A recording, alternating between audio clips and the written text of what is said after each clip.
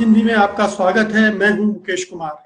दोस्तों, नेपाल में बहुत दिनों से हलचलें चल रही हैं, खासतौर पे जब से नेपाल ने क्लेम किया है कि काला पानी के क्षेत्र में, लिपुलेख के क्षेत्र में उसकी जमीन पर भारत ने कब्जा कर लिया है। तब से एक विवाद चल रहा है भारत और नेपाल के बीच में, लेकिन उस विवादों की श्रृंखला में कई और विवाद जुड़ते चले जा रहे हैं।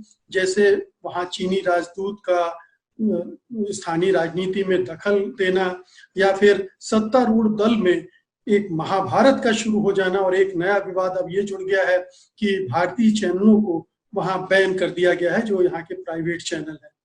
इन तमाम मुद्दों पर हमारे साथ बातचीत करने के लिए बहुत ही पके हुए, बहुत ही वरिष्ठ अनुभवी पत्रकार हमारे साथ हैं। आनंद स्वरूप वर्मा जी। वर्मा जी, कार्यक्रम में आपका स्वागत है। धन्यवाद। तो सबसे पहले तो मैं आपसे ये जानना चाहूंगा कि वहां के सत्तारूढ़ दल में जो महाभारत चल रही है और पिछले कुछ दिनों से लगातार स्टैंडिंग कमेटी की मीटिंग्स होनी थी जो टाली जा रही हैं, क्या लग रहा है आपको, क्या होने जा रहा है? एक समय तो यहाँ तक कुछ लोगों ने भविष्यवाणी कर दी थी कि अब ओली नहीं टिक पाएंगे, उनको इस्तीफा देना पड़ेगा, लेकिन वो वहां पर जमे हुए हैं और ऐसा लग नहीं रहा है कि अभी निकट भविष्य में उनकी विदाई होगी। हाँ, ये बहुत दुर्भाग्यपूर्ण है नेपाल के संदर्भ में, क्योंकि नेपाल के आज जो वहाँ की सत्ताधारी पार्टी जो है, जो नेपाल कम्युनिस्ट पार्टी है, उसके पांचों शीर्ष नेताओं को अगर देखें, जिसमें ओली जो खुद प्रधानमंत्री हैं, प्रचंड, झलनाथ खनाल, माधव नेपाल, ये सारे लोग पूर्व प्रधानमंत्री हैं, और वामदेव गौतम।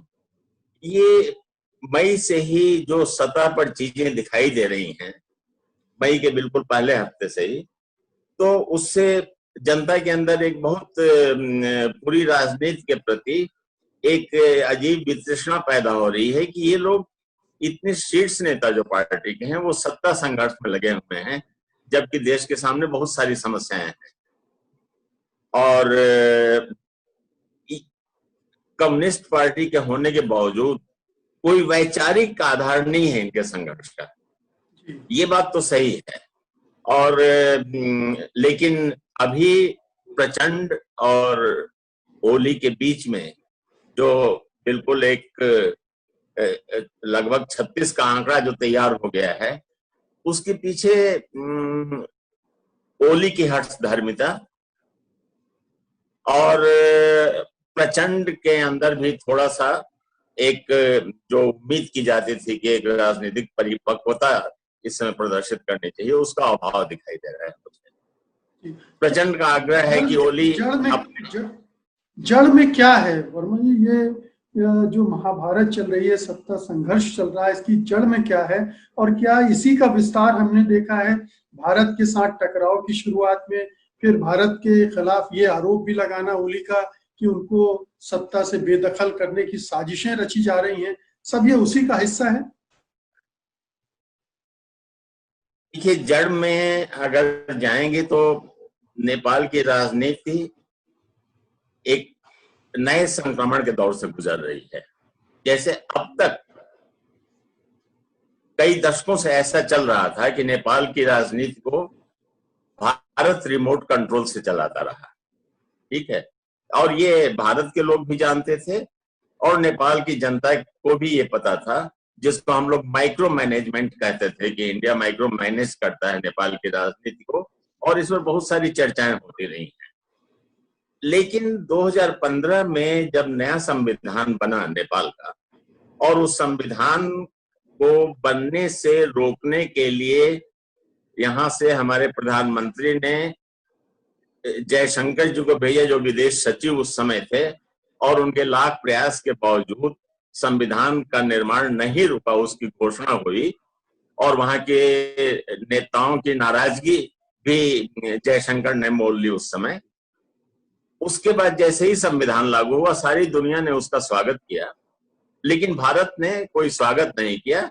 उसने अपने प्रेस रिलीज में केवल यही कहा है कि India took note of the event.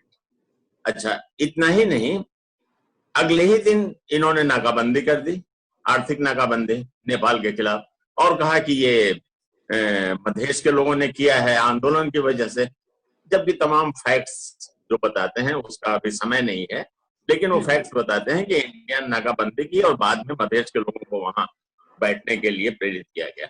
Anyway, वह एक बहुत बड़ी भूल थी इंडिया से, उसको यह नाकेबंदी नहीं करना चाहिए था।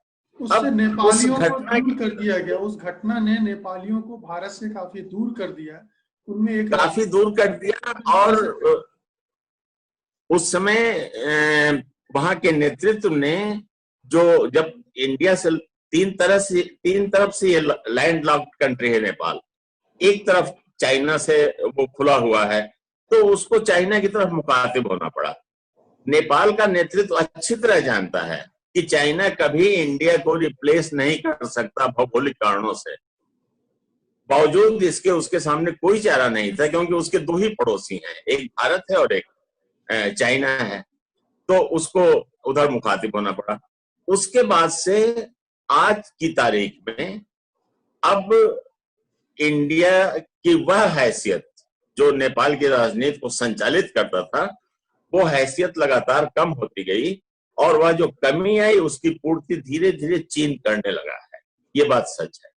तो क्या वर्मा जी लेकिन क्या कि अभी नक्शे वगैरह की जो बात है जी, चीनी राजदूत जो हो यांकी हैं, जो इतनी सक्रिय हैं, तमाम बड़े नेताओं से मिल रही हैं, और उसको लेकर नेपाल में हलचल है कि ये चीन का सीधे दखल है स्थानीय राजनीति में, नेपाल की राजनीति में।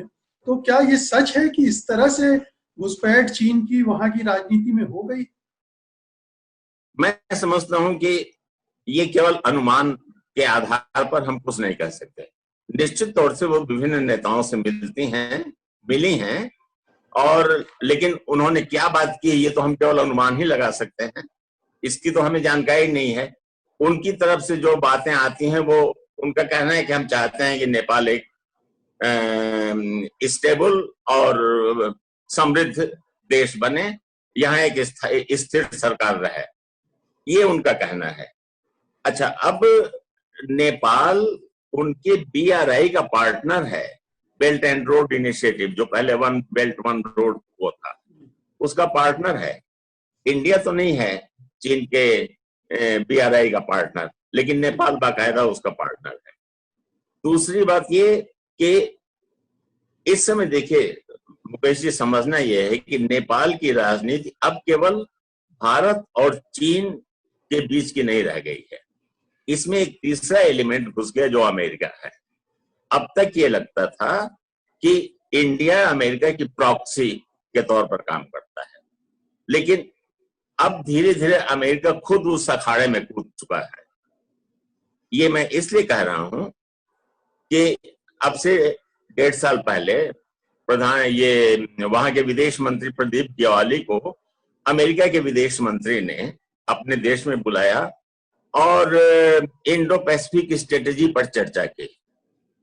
उसके बाद अमेरिका की तरफ से लगातार इस तरह की खबरें प्रसारित होते रही ऑफिशियली कि नेपाल जो है हमारे इंडो पैसिफिक स्ट्रेटेजी का पार्ट बन गया है।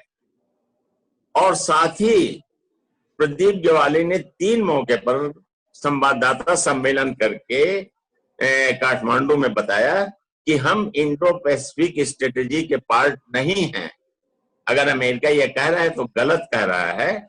हमारी जरूर बातचीत हुई थी विदेश मंत्री से इस मसले पर, लेकिन हम उसके पार्ट नहीं हैं। इतना ही नहीं, अभी 2019 में वहां के डिफेंस रक्षा मंत्रालय ने अमेरिका के जो पुस्तिका छापी है इंडो पैसिफिक स्ट्रेटेजी पर, जो अगर आप नेट में ढूंढेंगे वो मिल जाएगी पुस्तिका, उसमें पेज 36 या 37 पर बाकायदा उन्होंने ये लिखा है कि नेपाल इंडो पैसिफिक स्ट्रेटेजी में शामिल हो रहा है, हो गया है नहीं हो रहा है। तो अभी ये जो खींचतान चल रही है, ये इसको जब तक हम ग्लोबल पर्सपेक्टिव में नहीं देखेंगे नेपाल की राजनीति को नहीं समझ पाएंगे। इसमें एक चीज और आई थी अभी कि एक आर्थिक मदद भी अमेरिका से ली गई थी, उस पर भी क्वेश्चन किया जा रहा वहां। 500 करोड़ की आर्थिक मदद ली नेपाल सरकार ने। जी, एमसीसी उनका एक प्रोग्राम है, जी। वो मिलेनियम प्रोग्राम एक है, उसके तहत वो भी वो समझौता जो हुआ अमेरिका के साथ 2017 में हुआ, सितंबर 2017 में, लेकिन अभी तक संसद से उसको अनुमोदित मैंने रेटिफाई नहीं किया गया है। वो भी एक खींचतान का विषय है। ओली चाहते हैं कि वो रेटिफाई हो जाए, लेकिन प्रचंड और बहुत सारे लोग चाहते हैं कि हम वो $500 मिलियन वाला जो प्रोजेक्ट है उसको ना लें, क्योंकि इससे हम उनकी गिरफ्त में चले जाएंगे अमेरिका के।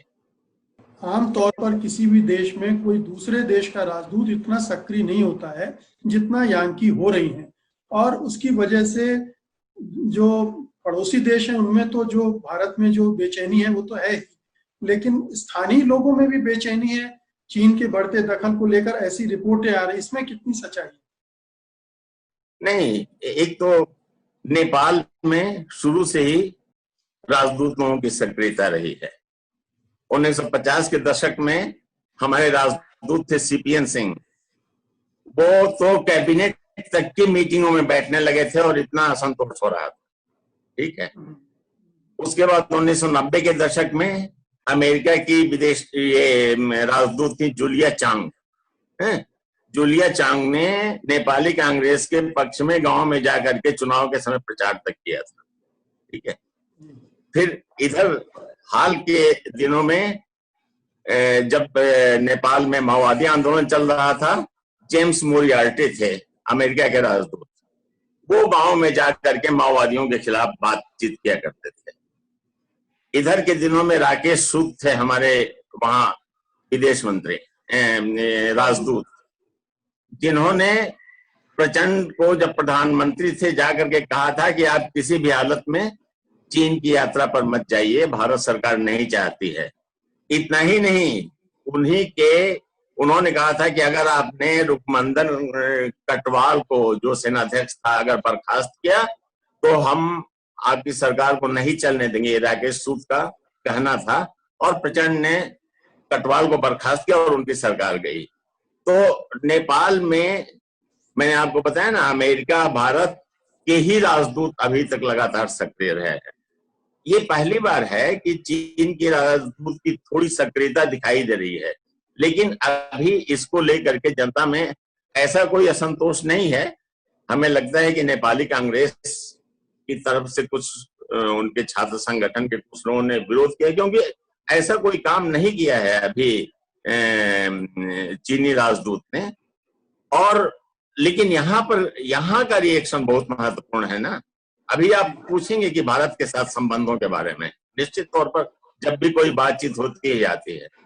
अभी चीनी राजदूत को लेकर के यहाँ के एक चैनल ने, जिसका नाम जी न्यूज है, जी ने जो वीडियो चलाया है वो कितना गंदा वीडियो है, जिसमें आप एक राजदूत को विष कन्या कह रहे हैं और प्रधानमंत्री की बात कर रहे हैं, और उसको लेकर बल्कि वही घटना है जिसकी वजह से भारतीय चैनलों को बैन किया उसने, नेपाल ने। बिल्कुल बिल्कुल, मतलब वो इतना अभद्र और गंदा है कि उसमें जो बातें कही गई हैं उनको मतलब कहीं दोहराया नहीं जा सकता है। उसमें वो कह रहे हैं कि यान्की के उल्फत के जाल में फंसकर ओली बिन पानी मछली की तरह तड़पने लगे। ये मतलब वाक्य है। ठीक है। और पीछे गाना चल रहा है कि दिल तो बच्चा है जी, बैकग्राउंड में। ओली को लगा सफेद होती उम्र में रंगीनियां सी आ गई हैं, लेकिन ये एक छलावा निकला। ये वाक्य है। एक जगह है, जिस्म की रिश्वत लेकर ओली ने बरसों पुराने रिश्ते बेच दिए, भारत नेपाल के संबंध बिगड़ते गए। ये इतना अश्लील वीडियो, और यहाँ के मीडिया के लोग और क्या कर रहे हैं। मैं कहता हूं कि हमारे और आपकी भी ये जिम्मेदारी बनती है कि इस तरह के चैनल के खिलाफ उठ खड़े हों और प्रेस काउंसिल के सामने धरना प्रदर्शन करें कि आप ऐसे चैनलों को बंद करिए। ये तो संबंध बिगाड़ने वाले। सबसे पहले तो भारत सरकार को एक्शन लेना चाहिए कि पड़ोसी देश के। भारत सरकार तो करवा रही है महाराज, भारत सरकार तो करवा रही है। ये जी आपको, आप सब लोगों को ये बात छिपी नहीं है कि जी न्यूज कैसे चलता है और जी न्यूज में क्या है।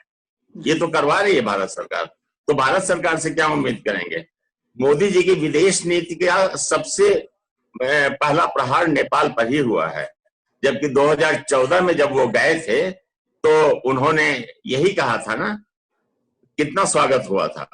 जी बिल्कुल। और लेकिन 2014 के बाद लगातार जिस तरह से उन्होंने कोशिश की कि उसको अपने एक पॉकेट के की तरह से इस्तेमाल करें, उसका तो देखिए आज वो जमाना नहीं है। आज नई पीढ़ी है, वो ये सब भावुकता में नहीं आती है कि रोटी बेटी का संबंध है और हम तुमको पाल रहे हैं और तुम हमारे ऊपर पल रहे हो।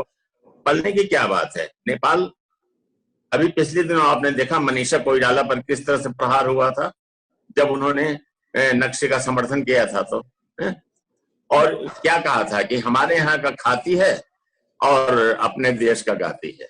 ये इस तरह के सेंटेंसेस चैनल पर सुनाई दे रहे थे एंकर्स के जरिए, खासतौर से एबीपी न्यूज और जी न्यूज में। अब नेपाल की जनता इन चीजों को पसंद नहीं करती है। नेपाल की जनता अब जो नई पीढ़ी है वो अपने को दरबान की हैसियत में नहीं देखना चाहती है। बिल्कुल बिल्कुल। तो और एक चीज और मैं बता दूं, जो भ्रम है लोगों को कि रेमिटेंस की, अगर आप इसकी रिजर्व बैंक ऑफ इंडिया की रिपोर्ट देखें, 2017 की रिपोर्ट ही देखने से पता चलेगा इंडिया से नेपाल को जो रेमिटेंस हुआ है वह 1 पॉइंट समथिंग बिलियन डॉलर है, ठीक है। और वहां से जो हुआ है वो 3 पॉइंट समथिंग बिलियन है। तो इतना फर्क है रेमिटेंसेस का। ऐसा नहीं है कि इंडिया के पैसे पर नेपाल पल रहा है। इसीलिए प्रदीप ग्यावाली ने, जो विदेश मंत्री हैं, जब केपी ओली की भारत यात्रा हुई थी उससे 2 दिन पहले उन्होंने एक इंटरव्यू में कहा था कि हमें भारत के साथ जो संबंध हैं उनको रीडिफाइन करने की जरूरत है। अब वो नैरेटिव नहीं चलेगा जो बरसों से चलता आ रहा है। जी वर्मा जी, आप बताइए कि अब वहां क्या होने जा रहा है? ये सत्तारूढ़ दल की जो महाभारत वो थमेगी? क्या रास्ते ढूंढे? क्या चल रहा है? नहीं, अभी मुझे तो लग रहा है कि अभी एक युद्ध विराम जैसी स्थिति हो गई है और स्टैंडिंग कमेटी की मीटिंग, स्थायी समिति की बैठक लगातार टलती रही, इसमें कोई शक नहीं। और अब तो लंबे समय के लिए टल गई है, हफ्ते 10 दिन के लिए। लेकिन कोई न कोई वो लोग रास्ता निकाल लेंगे। और पार्टी नहीं टूटेगी। लेकिन सेकेंड रैंक की जो लीडरशिप है, जो 5 हमने शीर्ष नेतृत्व बताया, उसके अलावा उनकी सेंट्रल कमेटी, स्टैंडिंग कमेटी में तो ठीक है 44 में से तकरीबन 30 लोग इस पक्ष में हैं कि ओली जी इस्तीफा दें। अच्छा, ओली जी को दोनों में मांगों में से कोई न कोई मांग पूरी करनी पड़ेगी। जैसे अभी सह अध्यक्ष हैं, प्रचंड भी हैं, ओली भी हैं पार्टी के, और ओली प्रधानमंत्री भी हैं। मांग ये थी, पहले तो प्रचंड की यह मांग थी कि जो तय हुआ था, एक अंडरस्टैंडिंग बनी थी कि 2.5 साल ओली प्रधानमंत्री रहेंगे, 2.5 साल प्रचंड प्रधानमंत्री रहेंगे, उसको माना जाए।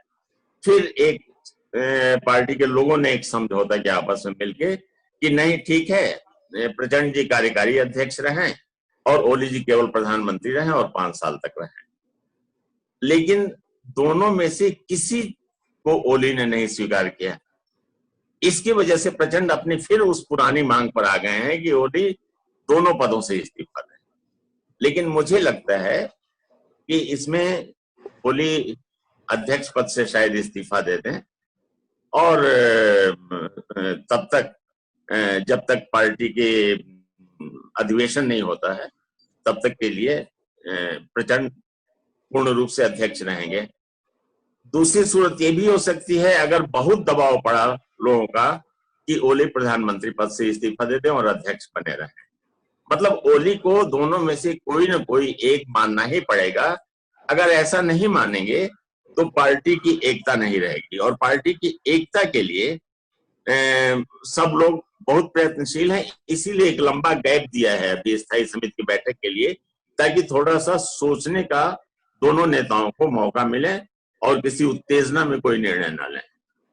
अब मेरा अंतिम सवाल है कि भारत के साथ रिश्तों के मामले में क्या हो सकता है, दोनों देश में क्या कुछ सोच के स्तर पर अब बदलाव आ रहा है, कुछ ठंडापन आ रहा है, या अभी ये इस तरह से चलेगा, ये जो टकराव का सिलसिला चल रहा है वो जारी रहेगा अभी? देखिए, ऐसा कोई विवाद नहीं है जो बातचीत के जरिए हल ना हो। ये काला पानी वाला भी जो मामला है ना, ये बहुत दिनों से, बल्कि 2 साल पहले जब ओली जी आए हुए थे, उस समय भी नेपाल के एक चैनल ने मुझे इंटरव्यू किया था और मैंने कहा था कि काला पानी, सुस्ता, ये सब जो विवाद है, खासतौर से डोकलम के बाद, इन विवादों को फौरन हल कर लेना चाहिए बातचीत के जरिए, नहीं तो एक दिन ये बहुत बड़ी समस्या का रूप लेंगे। ये मैंने 2 साल पहले कहा था और पहले भी मैं लिखता रहा हूं। काला पानी का मामला ऐसा है ही नहीं जो हल ना हो, लेकिन भारत जब तक अपने माइंड सेट को नहीं बदलेगा, यह जो रूलिंग क्लास यहाँ का, ये केवल मोदी जी तक और भाजपा तक सीमित नहीं है, मैं पूरी रूलिंग क्लास का कह रहा हूं, क्योंकि इनको तो आए अभी 6 साल हो रहे हैं। काला पानी की समस्या आज की थोड़ी है, तो 1952 से चल रही और 69 के बाद से ज्यादा प्रकट रूप में हुई है, जब से 62 में चीन के साथ लड़ाई हुई। लेकिन इनके सैनिक तो वहां पर काला पानी से ऊपर जो टिंकर बेस है, टिंकर बेस में वो वहां तैनात थे। जिस समय 52 में मातृका प्रसाद कोइराला जब वहां के प्रधानमंत्री थे, उन्होंने भारत से 18 चेक पोस्ट बनाने के लिए मदद मांगी थी, क्योंकि तिब्बत को चीन ने अपने में ले लिया था और उनको लग रहा था कि अब कम्युनिज्म जो है नेपाल होते हुए इंडिया की तरफ आएगा, बल्कि इसीलिए सड़क भी नहीं बनने दी भारत ने कई बार। और बल्कि राजा महेंद्र की एक बड़ी दिलचस्प टिप्पणी उस समय की है, जब सड़क बनने का विरोध कर रहे थे भारत के लोग, राजा महेंद्र ने भारत को इंगित करके कहा एक मीटिंग में, जिसमें भारतीय राजदूत बैठे हुए थे, कि यह भ्रम नहीं पालना चाहिए कि कम्युनिज्म टैक्सी पर बैठ करके आएगा, उसके लिए सड़क की जरूरत नहीं होती है। बहरहाल मामला केवल यह है कि अगर बैठ करके बातचीत करें, अपने बड़े देश होने के अहंकार से थोड़ा सा मुक्त होकर के, छोटा देश है, उसकी प्रभुता छोटी है, एक थोड़ा उदार दिमाग में भरा हुआ है कि हम बड़े भाई, वो जो अमेरिका दुनिया भर में चौधराहट करता है, हम अपने पड़ोसी उसी तरह की चौधराहट चाहते हैं, उससे मुक्त होना पड़ेगा हमारे। उससे मुक्त होकर के अगर बैठ के बातचीत करें तो नेपाल हो सकता है कि काला पानी पर अगर उसको लगे कि हाँ काला पानी इनके लिए बहुत ही स्ट्रेटेजिकली इंपॉर्टेंट है, तो नेपाल कह दे कि ठीक है आप काला पानी ले लीजिए। लेकिन कल तक आप कह रहे थे कि काला पानी पर बातचीत होगी, मतलब आई.के. गुजराल जब प्रधानमंत्री थे उस समय से लेकर और 2014 में नरेंद्र मोदी जब गए हुए थे नेपाल, तब तक जितने प्रधानमंत्री आए हैं या जितने विदेश मंत्रियों की यात्रा हुई और जो संयुक्त विज्ञप्तियां जारी हुई हैं, उसमें यही कहा गया है कि एक टेक्निकल कमेटी बनी हुई है जो काला पानी विवाद पर बातचीत करेगी। इसको हल करना है, बातचीत के जरिए ही हल हो सकता है। बहुत बहुत शुक्रिया वर्मा जी, इस नेपाल के जो सिचुएशन बन गई है और जो भारत के साथ टकराव चल रहा है, वहाँ की जो अंदरूनी राजनीति है, उसके बारे में इतनी सारी जानकारियां देने के लिए, हमारी समझ को बढ़ाने के लिए आपका बहुत बहुत शुक्रिया, धन्यवाद। तो दोस्तों, ये थी नेपाल पर हमारी चर्चा। उम्मीद है कि नेपाल को आप अब नए नजरिए से देख पाने में सक्षम होंगे, किस तरह से भारत की भूमिका वहां पर है, किस तरह से चीन वहां एक भूमिका निभा रहा है और हमारा मीडिया किस तरह से एक नकारात्मक भूमिका के साथ दोनों देशों के संबंधों को बिगाड़ रहा है। इन सब पर आप एक बार अपने मन से भी सोचिएगा और